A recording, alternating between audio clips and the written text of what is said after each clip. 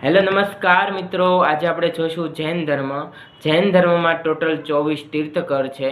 24માં તીર્થકર મહાવીર સ્વામી છે. મહાવીર સ્વામીના બાળપણનું નામ વર્ધમાન હોય છે. મહાવીર સ્વામીના ભાઈનું નામ નંદીવર્ધન, એના માતાનું નામ ત્રિશલા દેવી, એના પિતાનું નામ સિદ્ધાર્થ અને તેના પુત્રીનું નામ પ્રિયદર્શિકા છે અને એના મોટા ભાઈનું નામ નંદીવર્ધન છે. અને મહાવીર સ્વામી છે 30 વર્ષે ગૃહત્યાગ કરે છે અને 42 વર્ષે તેને જ્ઞાન પ્રાપ્ત થાય છે.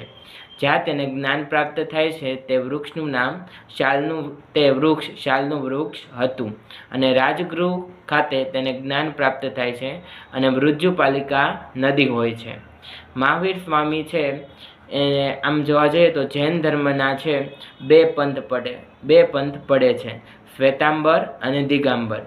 આના ગ્રંથોની વાત કરીએ તો આનો પવિત્ર ગ્રંથ કલ્પસૂત્ર છે અને આગમ ગ્રંથો છે.